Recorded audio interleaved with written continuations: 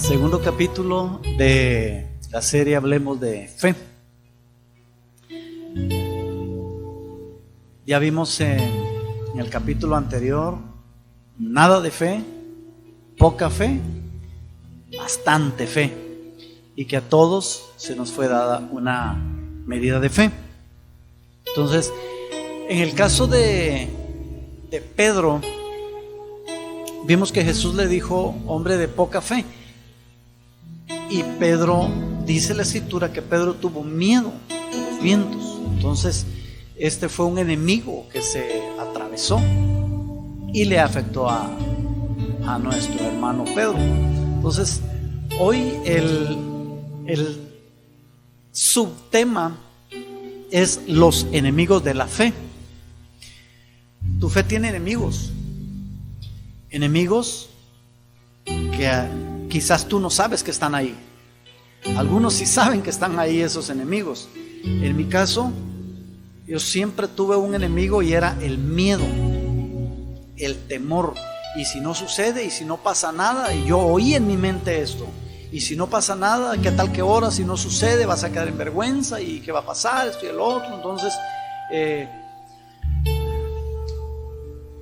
hoy vamos a ver, no todos, por supuesto, no todos, pero vamos a ver los principales que hemos detectado y que a la luz de la palabra están ahí, porque la Biblia sí nos habla de estos enemigos. Quiero decir algo en este video a todos nuestros hermanos o al público en general, y es lo siguiente: no vamos por la vida considerando saberlo todo. Gerson García, no lo sabemos todo. Hay cosas que no sabemos, hay dudas que tenemos. A veces vemos un pasaje, a veces leo un pasaje y me detengo porque no lo entiendo y le digo: Espíritu Santo, ¿qué significa esto? ¿Qué es? ¿Para qué tiempo? ¿Cómo se interpreta? Porque no lo sabemos todo, pero buscamos la forma de estudiar. Le pedimos al Señor que nos ayude, que nos dé revelación, que nos guíe para que lo que compartamos pueda ser de bendición a la sociedad, a la iglesia de Jesucristo, pero a la sociedad en general también, porque este es un tema que no solo es para los hijos de Dios o la iglesia cristiana, no, esto es para la sociedad en general. Muy bien, abordemos el tema de los enemigos, subtema, los enemigos de la fe. Número 1, encontramos en Mateo capítulo 13. Vemos la escena donde Jesús va con su gente y dice que no pudo hacer milagros. Y de hecho lo corrieron, le dijeron: vete de aquí, vete con tus cosas, tus ondas, vete allá, vete de aquí. Entonces en el capítulo 13, Mateo capítulo 13, en el verso 58 dice: y no hizo allí muchos milagros a causa de la incredulidad de ellos. Entonces el primer enemigo que encontramos para que sucedan milagros es la incredulidad. Voy a abordar este tema viendo la iglesia en general, y voy a tratar de ser lo más breve posible. Yo he estado en eventos, como músico, he estado en eventos donde me han invitado a ministrar la alabanza, la oración, o a participar con un instrumento. Entonces, por tocar el teclado, esto me ha abierto muchas puertas con muchos evangelistas, con muchos ministros, y me ha llevado a estar en diferentes plataformas, diferentes estados aquí en México e incluso en otros países. Y he notado lo siguiente: cuando hay una reunión y el que va a predicar o el que va a compartir o el que va a ministrar es alguien que tiene fama de que Dios lo usa en milagros, o se mueven milagros, dejémoslo en se mueven milagros y sanidades, se reúne mucha gente y casi siempre la gran mayoría es gente cristiana, es gente que viene de las iglesias, oyen la noticia y salen corriendo y se amontonan. El detalle es el siguiente: he podido ver que para que ellos operen y funcione tienen que crear una atmósfera primero. Y por supuesto, más adelante vamos a ver la diferencia entre recibir un milagro y arrancar un milagro. Muy distinto, eso a mí me encanta. Entonces lo vamos a compartir en otro bloque. Entonces, pero bien,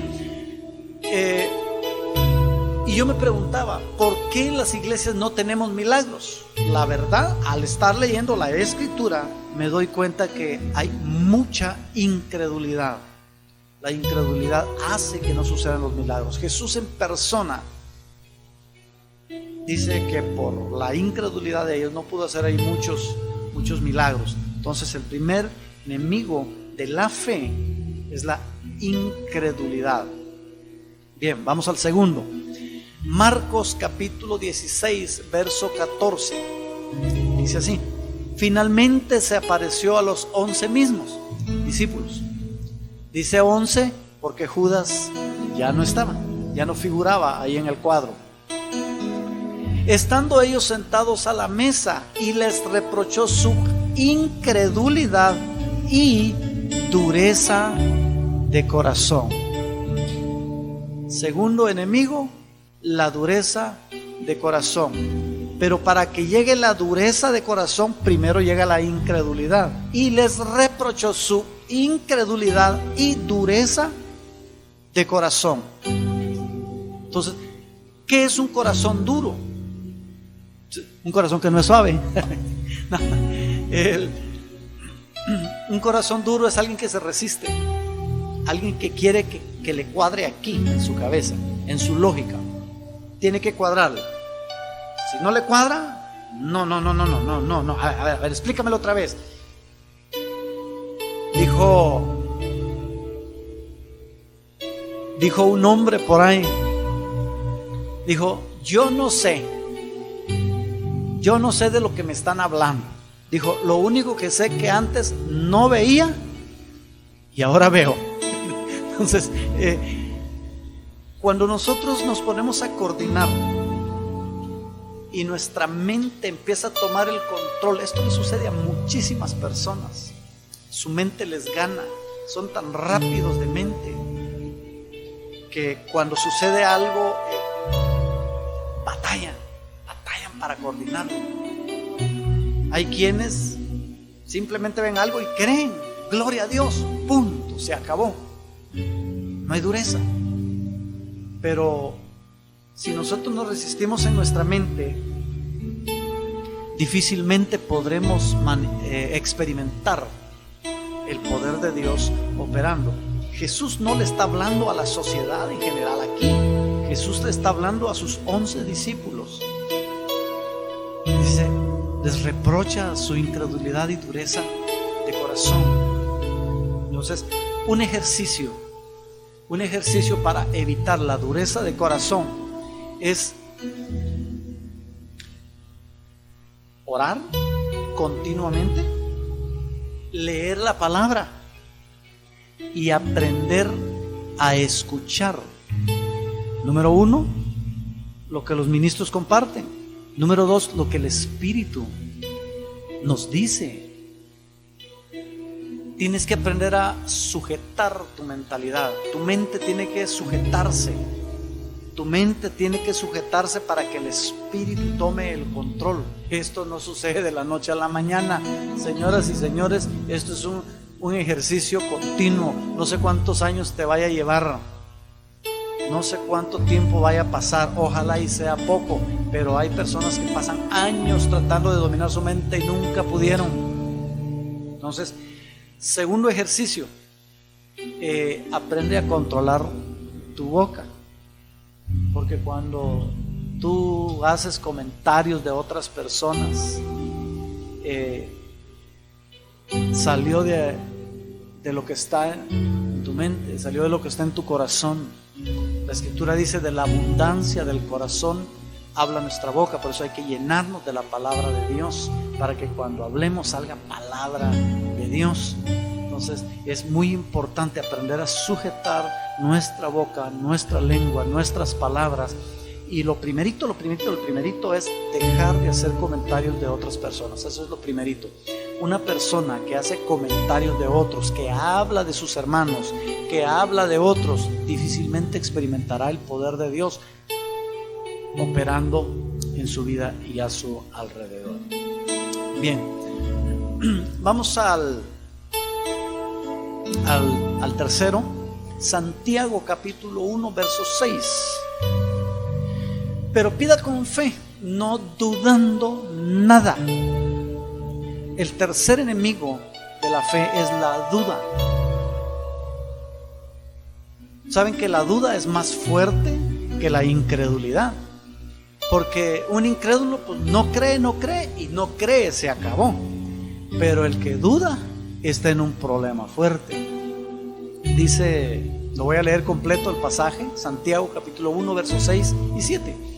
Pero pida con fe, no dudando nada, porque el que duda es semejante a la onda del mar, que es arrastrada por el viento y echada de una parte a otra. Dice el verso 7, no piense pues quien tal haga, que recibirá cosa alguna del Señor. Aquel que haga eso, no espere recibir alguna cosa del Señor. La duda es peligrosa. La duda te pone en un límite, si creo o no creo, si creo o no creo, si creo o no creo. Esto te hace tibio, ni caliente ni frío. La realidad es de que normalmente esto se ha adherido al hecho de que algunas personas hoy son cristianos, mañana no, hoy son cristianos, mañana no, hoy son cristianos, mañana no. Por supuesto que es una tibieza, definitivamente es una tibieza espiritual, pero en cuestiones de fe también hay tibieza. Tú debes pedirle al Espíritu Santo de Dios que te ayude para que cada día puedas ejercitarte en tu fe y ese músculo espiritual empiece a crecer, empiece a cobrar fuerza, empiece a funcionar, para no estar entre sí, entre sí, hoy sí creo y no creo, hoy sí creo y no creo. La duda es muy, pero muy peligrosa. Dice la Escritura, por cuanto no eres ni frío ni caliente, eres tibio, dice, te vomitaré de mi boca. Entonces, ¿por qué me atrevo a poner estas palabras en este pasaje? Por lo siguiente, porque sin fe es imposible agradar a Dios. Entonces, esa es la razón por la cual lo anexo. Y vamos a leer Marcos capítulo 11 verso 22. Dice, respondiendo Jesús le dijo, tened fe en Dios, porque de cierto os digo que cualquiera que dijere a este monte, quítate y échate en el mar, y no dudare en su corazón, sino creyere que será hecho lo que dice, lo que diga, le será hecho. Fíjense la diferencia. Tened fe en Dios, porque de cierto os digo que cualquiera que dijera a este monte, quítate y echa en el mar, y no dudare. Dice tener fe en Dios. Ojo, no es lo mismo creer, tener fe, a tener fe en Dios. Creo que Dios lo va a hacer. Lo dijimos en el bloque anterior. Yo creo que Dios lo va a hacer. Y a veces mi mente me dice, ¿y si no lo hace? Yo le he respondido a mi mente. Yo le he dicho, si Dios no lo hace, es porque simplemente Él no quiso. Yo le creí a Dios de que Él podía hacerlo, y por eso declaré la palabra. Entonces Jesús dice, tengan fe en Dios, y cuando digan algo, no duden.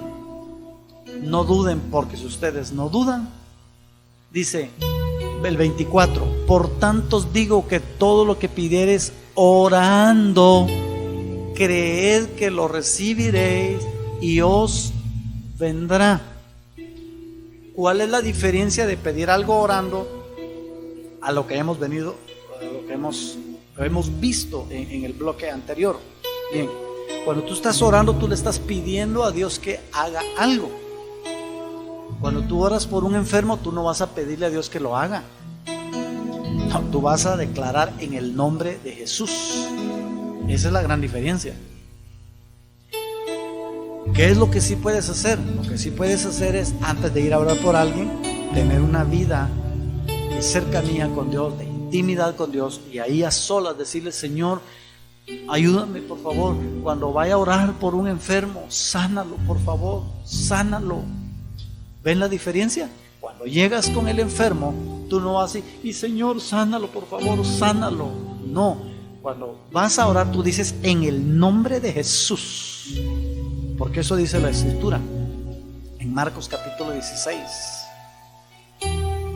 Dice que si nosotros creemos en el nombre de Jesús, será hecho. O sea, nosotros debemos tener fe en Dios, fue lo que Jesús dijo. Entonces, yo aconsejo que si tú sabes, han empezado a suceder algunos eventos en los que tú ves que un enfermo sana, que dos enfermos sanan, que es un milagro. Lo más correcto es que no te arranques corriendo, no, enciérrate, métete con Dios, empieza a orar y dile: Señor, ayúdame para que cuando tú vayas con la certeza de que es la mano de Dios, que es el poder de Dios. Y recuerda que la Escritura dice que por las llagas de Jesús nosotros hemos sido sanados. Él llevó el precio de nuestra paz, Él pagó y llevó en Él toda dolencia para que nosotros seamos sanos. Así que hacerlo en el nombre de Jesús. Bien, hemos visto incredulidad, dureza de corazón, duda, y vamos a ver uno más que se llama miedo. Esto lo vimos con Pedro. Dice: pero al ver el fuerte viento tuvo miedo, y comenzando a hundirse dio voces diciendo: Señor, sálvame. Al momento Jesús, extendiendo la mano, asió de él y le dijo: hombre de poca fe, ¿por qué dudaste? Pero él tuvo miedo. Si Pedro tuvo miedo, Pedro no oyó hablar de Jesús. A Pedro no le hablaron de Jesús. Jesús fue a hablarle a Pedro cara a cara, de frente, y le dijo: come on, Peter. Y se lo llevó. Pedro vivía con Jesús de día y de noche, y tuvo miedo cuando estaba en esa barca. Lo que debemos aprender en este caso es: si Pedro tuvo miedo, ¿por qué yo no había de tener miedo? Por supuesto, no estoy exento, va a venir el miedo, pero echamos a andar un ingrediente que aprendimos al principio del primer bloque, y es el siguiente: la fe es sensata. Jesús no le enseñó a sus discípulos de que ellos podían andar sobre el agua. No. Pedro debió saber que era un hombre miedoso. Pero bueno, a nosotros nos bendice, y yo a veces digo: wow, nadie más, después de Jesús, nadie más puede decir que ha dado 1 o 2 o 3 o los pasos que sean sobre el agua. No, nadie. Qué privilegio. Pero bien, tú no vas a caminar sobre el agua. La fe es sensata. Tranquilo, no te arranques haciendo cosas que no debas hacer. Deja que el Espíritu Santo de Dios te guíe, para que cuando vayas a hacer algo no haya miedo. Y si el miedo viene, tú lo reprendes en el nombre de Jesús, y tú dices: yo no voy a tener miedo, porque yo no soy el que sana a las personas. Quien los sana es Dios. Es el poder de Dios operando, el que sana a los enfermos, el que puede levantar al paralítico, el que puede levantar a una persona de una silla de ruedas, el que puede levantar a los muertos. Porque sí, también hay una autorización para resucitar muertos. Hoy no es el tema.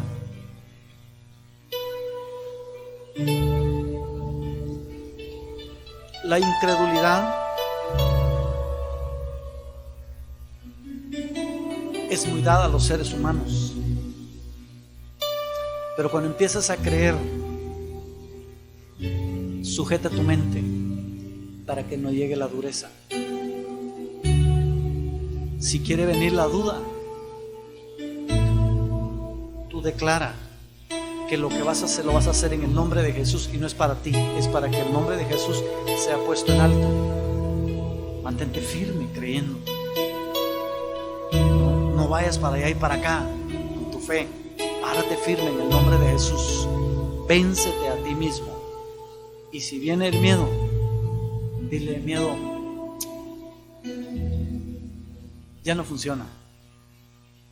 Todo es por Jesús y para Jesús. Y en el nombre de Jesús haremos proezas. Hasta el siguiente bloque. Dios me los bendiga.